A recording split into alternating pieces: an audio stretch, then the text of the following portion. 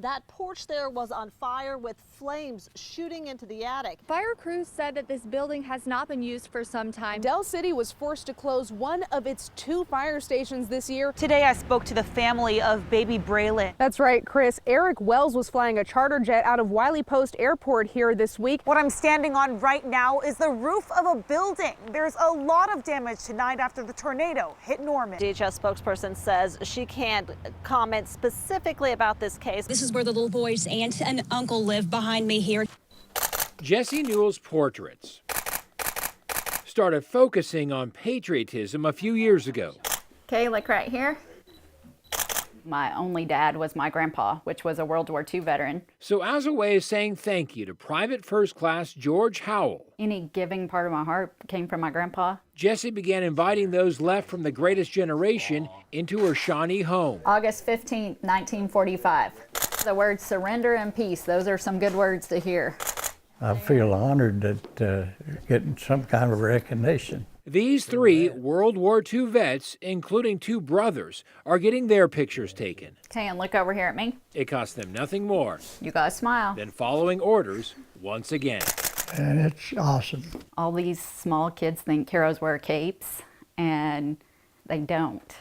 They wear uniforms. To that end, Jessie has opened up her free photo shoots to all vets and does free sessions for active members as well. It made me realize that at some point people cared. Ken Studeville hopes more of his fellow Vietnam veterans will also be willing to go in front of the camera. It would be therapy for them, and I think it would be an excellent idea, and I think it can help. As you watch the care behind each click, Let's go a little bit wider over here. Yeah, there we go. I want to get the front there. you quickly realize this is about more than honoring service members. It's like getting a little bit of time back with my own grandpa every time one of these guys comes out here. Here's the finished product, using a newspaper from August 15th, 1945. It's a glorious, wonderful thing that Jesse's doing. And the more these parents see what I see, it's going to influence the way that they're raising their kids. Jessie's pictures celebrate American heroes.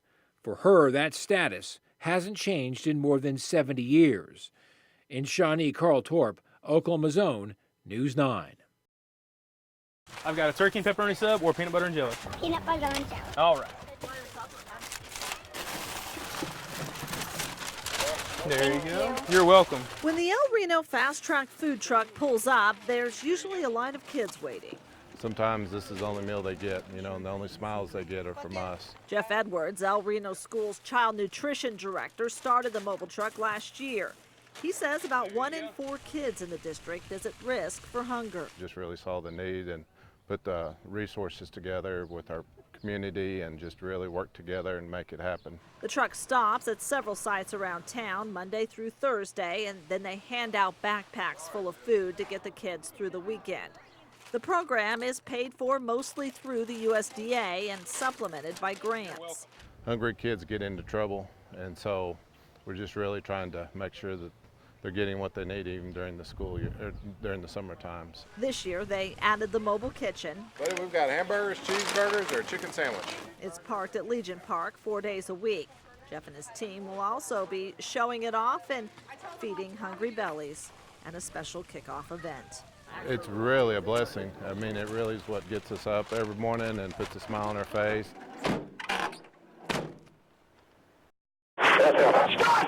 The dramatic arrest. When a predator expecting to meet a child for sex discovers the child is actually a decoy. I'm sorry, guys. This is my first time ever. I can't believe how many times I've heard this. Bobby Thomas is one of hundreds in Oklahoma who've been caught using apps to lure in underage victims. She said she was 14 or 15. The person that you were talking to on the phone was us. Gary Goodian first connected with his victim on Facebook. Mike Goddard used Facebook, Kik, and Skype to get teens to send him nude photos. Captain Adam Flowers helped bust Goddard. He's been working internet crime since 2011 and says Kik, Snapchat, WhatsApp, Meet Me, and Live Me I can still taste it when I think about it. are just a few of the apps trending right now. No. He says they all have one thing in common. They put the user in public view. When these apps are being used, this is somebody looking into your child's personal life. People see the fresh meat and they just jump. Jordan Solorzano works in the OSBI's Internet Crimes Against Children, or ICAC unit, and takes us undercover. And if you sit here long enough, you'll start getting private messages saying, hey, how old are you? Where are you? Do you have pictures? Within seconds, the decoy account is littered with obscene messages. Okay, you're probably gonna want to blur this, but this is just something that pops up. Like I said, whoever I am is being exposed to that. Pornographic pictures soon follow. Solorzano says pedophiles especially like the streaming apps, where they can encourage provocative dancing. He's my top one. Even stripping in exchange for virtual gifts. Thank you for the champagne. We're seeing Oklahoma children involved in, all types of victimization. I was 13 years old at the time. Latin native Lauren Nelson had a brush with an internet predator. The new Miss America is Miss Oklahoma Lauren Nelson. Which is why Miss America 2007 chose Internet Safety for Kids as her platform. Now as a mom, I have to be so hypersensitive and hyper aware of what my kids are doing. Solorzano says parental involvement is the best safeguard in the form of phone monitoring software or just plain communication. Be upfront with your children. Let them know what they should and shouldn't post online.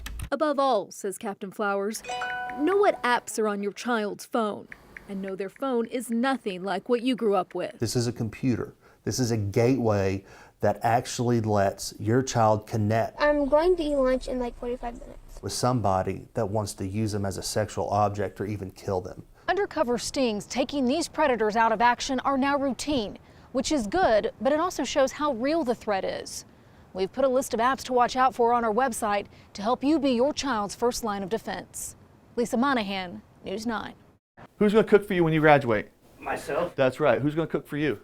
Definitely me. In this cramped classroom at Deer Creek High School, You just need 1/2 cup, okay. these special needs students are learning Eggs, how many? life skills. Just those skills to get you through day-to-day life. Jeff McMillan heads up the program that already has the key ingredients. I'm proud of you. You've done a good job.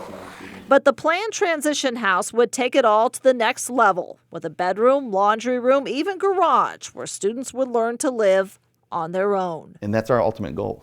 We want our students, when they leave here, is to be able to contribute to society, pay the taxes, and live life like anybody else would. In addition, students would learn job skills, like Jake here, who is already working in the school's IT office. This is a different one than I've ever messed with before. We got some small computers in here. Those now raising money to build the transition house point out most people who have disabilities want to live on their own and work, but often get discouraged and end up on public assistance, which costs taxpayers about $196,000 a year. So for the cost of one person for 1 year, we could build this house and create an opportunity for lots of these kids to learn to live independently, to be employed. This is ridiculous. What's coming out of Amy King's faucets gives a whole new definition to hard water. You can see it when I shake it out. It all comes out on my hand. Small, sand-like particles that suddenly started building up on the filters to her faucets.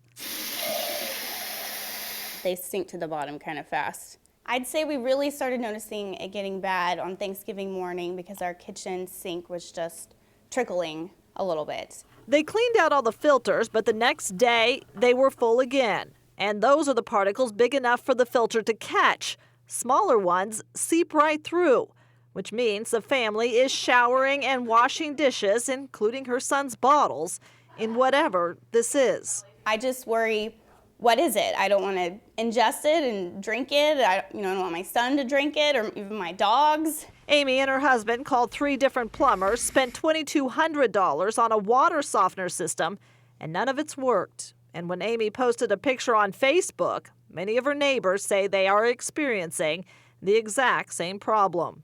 I could understand if our aerators were filling up every 6 months, but not literally in one day. This just seems like a problem.